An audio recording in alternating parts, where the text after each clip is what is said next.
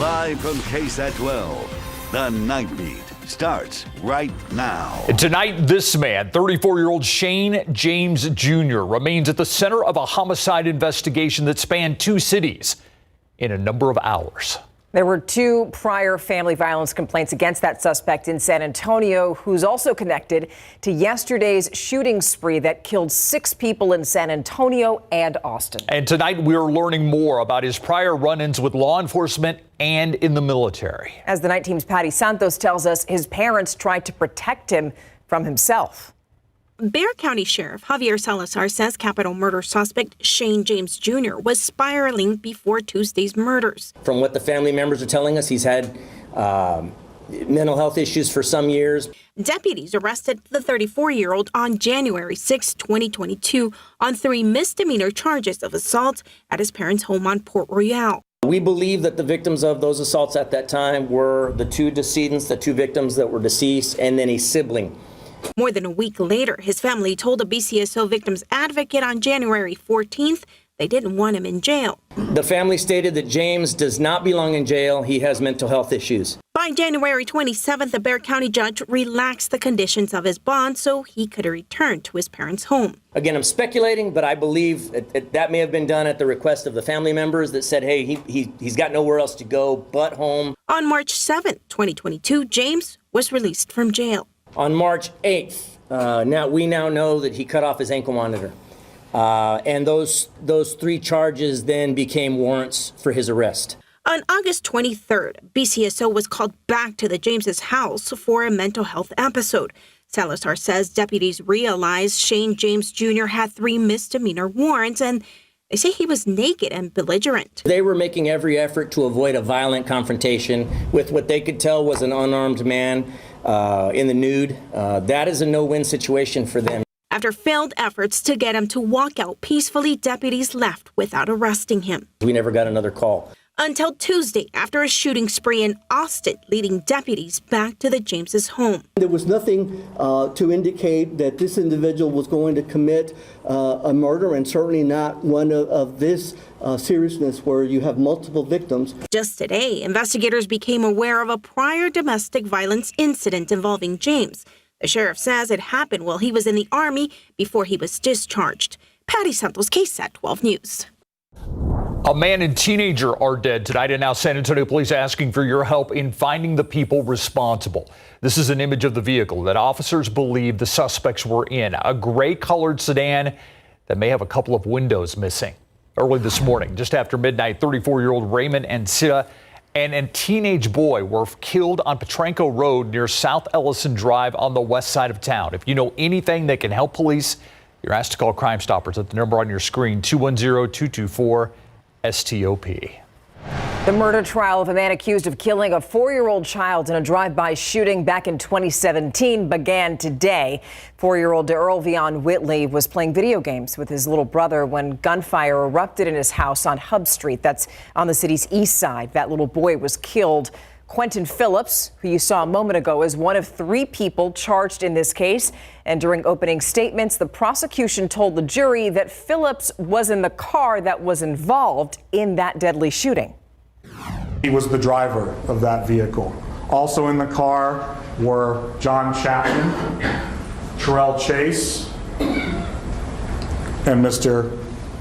Todd Hill. An AR-15 caliber 223-556 round, single round struck De'Earl Whitley, sometimes called Little Earl, in the head, killing him instantly. The state has up to 11 witnesses in this case. One of them is De'Earl's mom. She's expected to testify. If Phillips is convicted, he faces up to life in prison. It is not every day that someone accused of a felony agrees to speak to a KSAT camera. That's right, but it actually happened today. A man accused of taking a payment for work that he didn't do spoke with the Night Team's John Paul Barajas, who also tells us that police are worried that there could be more victims.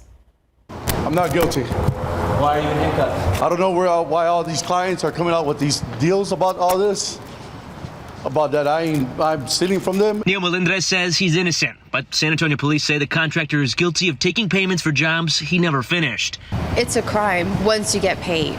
If the victim has already paid the contractor and the work has not been done, it's already a crime because you're taking advantage of someone. According to SAPD, Melendez was paid $8,300 on October 2nd to build a carport, then refused to finish the job.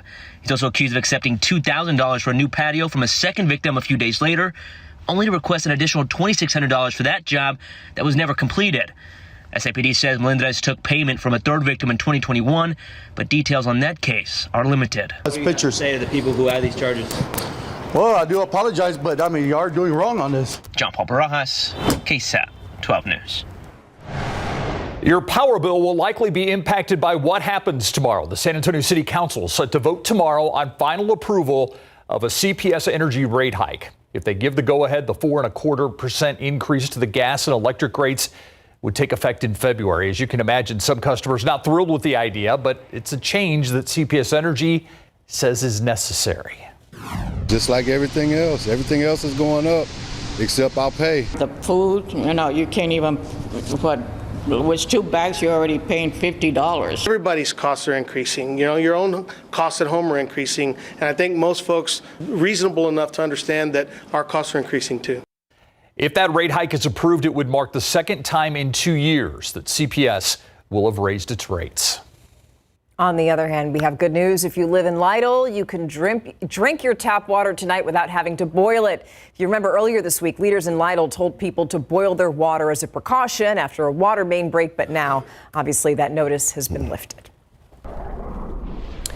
Morning temperatures are on the rise, not quite as cold in the mornings ahead. Tomorrow morning we'll start the day in the lower 50s closer to the Rio Grande. Locally, I think upper 40s, and we're only going to see them rise over the next few days. So not as cold and not quite as fall-like in the mornings ahead. By tomorrow afternoon, we make it up near 70 in a good portion of San Antonio in the lower 70s. But a cold front is on the way. It hits Saturday. We're going to talk about that, what impacts it'll have, and our beautiful sunset. Some pictures coming up.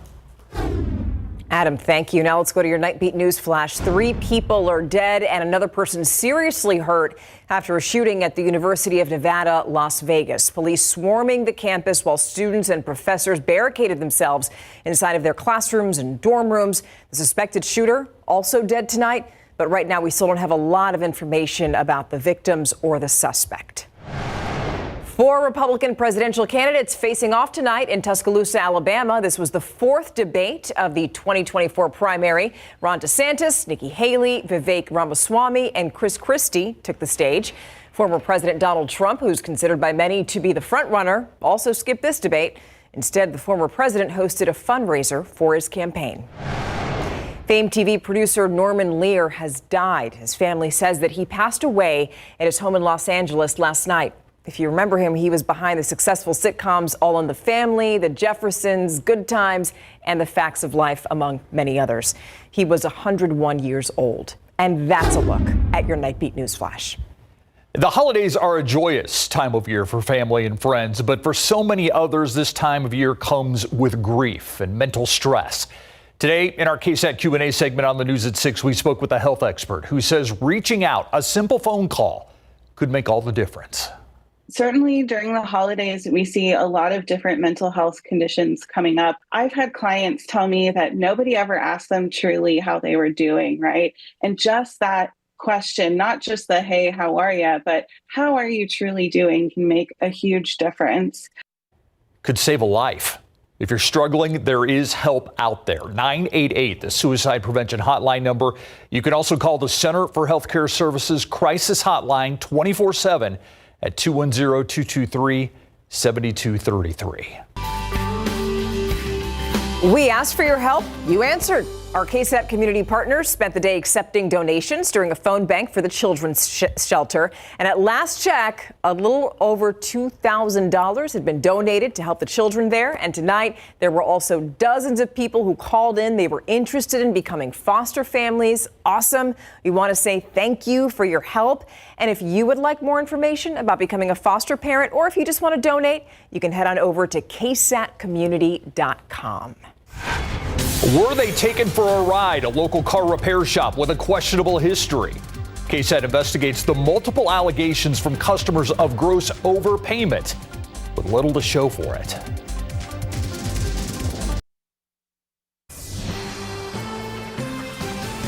A couple's dream of a classic car was dashed by a Southside body shop. Its owner accused of accepting nearly $18,000 in payment for doing little work on the vehicle and leaving it in worse shape than how he got it. Truthfully, I was lost for words. I felt like I was taken advantage of. This man lied to my face over and over and promised me a safe car. KSAT investigates Dylan Collier examined the poor workmanship and tracked down court records detailing similar allegations against that shop. Wanted to get a car for, an old classic car for my wife to be able to go out and cruise with us. And that opportunity presented itself in the form of this 1970 Chevrolet Impala, purchased from a customer at Nathan and Angie Moore's feed store for $2,000. Great base to work from. After determining the car needed a new drivetrain and suspension and a fuel-injected engine, the Moores took it to Alamo City Customs. Why not give another Southsider our business? Keep it here local. It's a decision they've come to regret nearly 2 years later. First, they say owner Jaime Negrete claimed he was having trouble getting parts. He kept stringing along. Then, after the car was returned in October, it took Angie getting behind the wheel one time to realize the vehicle was in no condition to drive. Next thing you know, I lost power to the gas. All of a sudden, I just feel the brake just tighten. Something's gonna happen. There's 18 wheelers in front of me, behind me, and I panicked. Nathan says he looked under the hood and body, the fuel tank.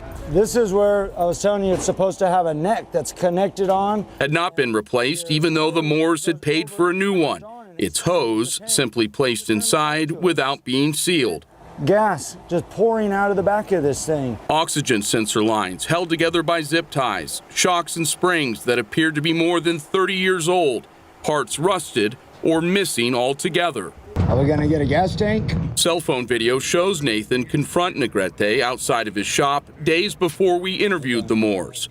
During that interview, a mechanic from the shop showed up with the tank, but said he had nothing to do with the dispute. The Moores provided KSAT invoices showing they paid Negrete $17,825. Last month, they formally demanded a refund, filing a civil claim with Bexar County Justice of the Peace Precinct 1, asking for the full amount to be returned. They aren't alone. A lawsuit filed in State District Court accuses Negrete of failing to complete $13,000 worth of work. The owner of a 1952 Chevy pickup says he paid to have the front frame redone, only to find the brakes, exhaust, and radiator weren't installed. The suit also claims he got the truck back with broken taillights and body damage that someone tried to cover up with black spray paint. KSAT attempted to stop by and speak with Negrete, but a sign said he was open by appointment only. Hi, this is Dylan Collier with KSAT 12 Television, trying to reach Jaime Negrete. Our calls and text messages to him have so far gone unanswered. I trusted this man, and he just took me for everything. For KSAT Investigates, I'm Dylan Collier. We should mention that both suits against Negrete and his shop are pending right now. KSAT could find no record that he has answered either lawsuit or actually even retained an attorney. Now we're going to take a live look outside. 56 degrees. All right. So we're not going to be as cold now, but apparently there's a cold front on the way, and you have some beautiful pictures to show us. Yes, we've got some ups and downs in terms of temperature, humidity, and our sunset. Beautiful. Cold front's on the way, but that's not going to get here till Saturday. Until then, enjoy the beauty of our south central Texas sky this evening. We had the high, thin cirrus clouds overhead, giving us a dazzling display as the sun was dipping below the horizon. Thank you to all of our wonderful viewers for snapping the photos and submitting them to KSAT Connect. Even a nice drone shot there. 1604 Stone Oak looking west toward I-10, and even a few sundogs were noticed. Those are the little rainbow-like features on the far edges of the 22-degree halo that you get. You can see part of that halo here, and it's caused by the refraction, the bending of the sunlight through the ice crystals, those cirrus clouds at 30,000 feet. They are all ice. All right, let's get you ready for tomorrow. 48 in the morning at 7 a.m. By noon, we're at 64. 4 o'clock, 70 degrees. A comfortable afternoon and not as cold in the morning. 72 Floresville, 67 in Bandera. And overall, we'll see the morning temperatures get a little bit warmer. Here's why. Surface high pressure here at the ground, high pressure system over Arkansas. We've got the clockwise flow around it, of course. That means our wind is starting to come off the Gulf of Mexico. As that high moves eastward, we get even more of a breeze off the Gulf of Mexico, and that will increase the humidity and the mugginess in the air, and you're really going to feel it by Friday. Notice our dew point futurecast here. Even early Friday morning, we're up to 60. Once we get into Friday, dew points are into the 60s, and we really feel the mugginess lasting into midday Saturday until the cold front comes. Feeling sticky and muggy, not very fall-like for Friday and the first part of Saturday. And then the cold front hits and it just sweeps away the humidity and a return to fall-like conditions. Now with that extra humidity, it means warmer mornings. So 48 tomorrow morning, but once you have that humidity in the air, the dew point gets up there into the 60s. The air temperature can't drop below the dew point. Can't drop below the dew point. First time I've done that. Something new. So mornings in the low to mid 60s Friday and Saturday, which is close to our average high for this time of year. So not very fall-like, especially in the mornings, Friday and Saturday. Sunday morning, we wake up to 39. Monday morning, 35. That would be the coldest we've been so far this year. You look at the big picture and you don't really see significantly cooler air out there. We get our cold air from the north here, and temperatures have been above freezing. I mean, we're talking 10, 15 degrees, above average, 10, 15 degrees above average. And that cooler air from Canada will eventually get tapped into a little bit and just push southward, but give us a glancing blow. So this isn't going to be the hardest hitting cold front that we've had. What you'll notice more than anything, the wind. The wind is going to pick up on Saturday. Not for the next couple of days. It's the muggy breeze off the Gulf of Mexico. But once that cold front moves through, right behind it Saturday afternoon, our winds will be gusting out of the north 30 to 35 miles per hour. Friday evening, Friday night, Saturday morning, or I should say Saturday evening, Saturday night, not a good time for the inflatables in the yard. And also with that north wind coming out of the hill country, that's the cedar breeze. Mountain cedar likely to climb a bit as we get into late Saturday, Sunday, and even into Monday. Unfortunately, just a 10% chance of a few showers along that cold front on Saturday. Most of the rain will be East Texas, Louisiana, and into Arkansas. But there is a glimmer of hope for the middle and end of next week for some rain chances. Okay, thank you, Adam. All right, best team in the Western Conference. The Spurs were right there. They were. They've been playing exciting games. And I think if you think about what your expectation should be for this team, you should be enjoying watching the progress they're making. The Spurs went toe-to-toe with the league-leading Timberwolves, but let another one slip away. The highlights coming up. Plus, we hear from Lisa Campos, UTSA Director of Athletics, on what she thought about head football coach Jeff Traylor interviewing for other coaching jobs.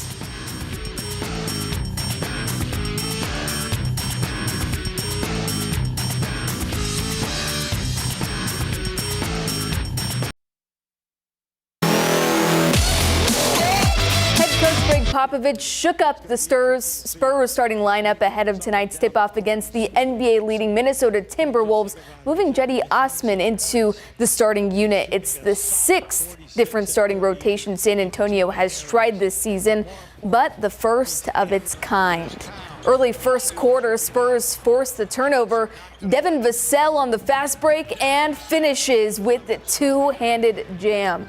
This game went back and forth until the end, tied at 73. Zach Collins throws a lob to Victor Wembanyama. Wembanyama puts it down. T-Wolves finally broke away late in the fourth thanks to their big man, French big man, Rudy Gobert. Gobert had 16 points and 20 rebounds. Minnesota forced the Spurs into a lot of bad shots, and it eventually caught up to them. As San Antonio falls 102-94, Vassell had a game-high 22 points. Wembanyama finished with a double-double, 12 points, 10 rebounds, and Osman 6 assists. San Antonio is now on a 15-game losing streak, one loss away from tying the franchise record, and next San Antonio hosts Chicago on Friday.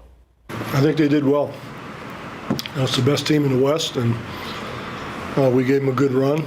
If you shoot 8 for 37 from 3, you're going to have a tough night, and a whole lot of things better be perfect after that. Can't make many mistakes. And, we're making mistakes, but I thought their competitiveness was great. Execution was getting better all the time. But there's still too many mistakes, not enough habits. So in a 2-week span, 2 head coaching jobs opened up at different Power 5 schools, and UTSA head coach Jeff Traylor interviewed for both of them, one at Texas A&M and the other at Houston. That, of course, caused a stir not only in San Antonio, but the college football world. Traylor kept things quiet during that time, at least to the media, largely because the Roadrunners were amidst some really important late season games. Since then, Traylor expressed his commitment to UTSA while saying the interest from other teams helped get things going within his program, which he had been advocating for. Today, Larry Ramirez spoke with UTSA's Director of Athletics, Lisa Campos, to gain insight on what the school is doing to keep Traylor in San Antonio. We signed him to a 10-year deal for a reason. We want him to be here. We want him to continue building.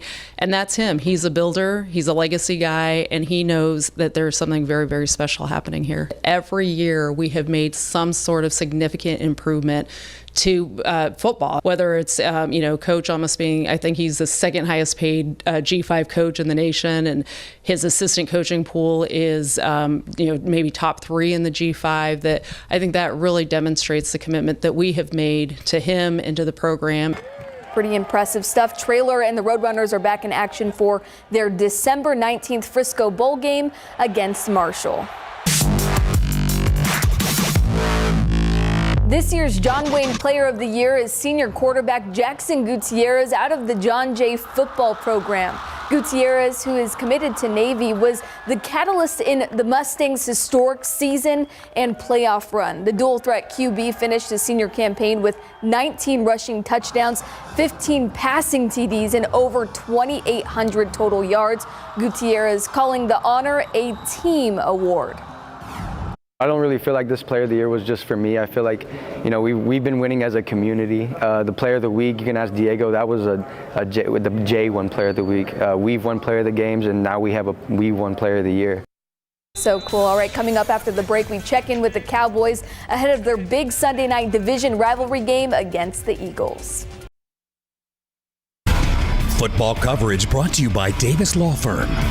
The 9-3 Dallas Cowboys and 10-2 Philadelphia Eagles are days away from a pivotal battle for first place in the NFC. But will Dallas be without head coach Mike McCarthy? Today, other members of the coaching staff led practice after McCarthy was hospitalized with an appendicitis. McCarthy, of course, is the team's offensive play caller, and when asked, Dan Quinn refused to entertain the possibility of McCarthy not recovering in time for Sunday's game. I really don't anticipate that happening, so not much to hit on there. I see this tough guy making it back, and that's something we can discuss, later on in the week if it doesn't go that way. But we're fully anticipating Mike being ready to roll. So there you have it. Quinn and the team fully expect McCarthy to be on the sideline on Sunday, and it's been reported that McCarthy is already at home recovering from the appendectomy. Not exactly what you want to have happen, though, the week of the Eagles game. It's a big, big game, so no. Yeah. But he'll make it through. Yeah. Thanks, Mary. Thank you. We'll be right back.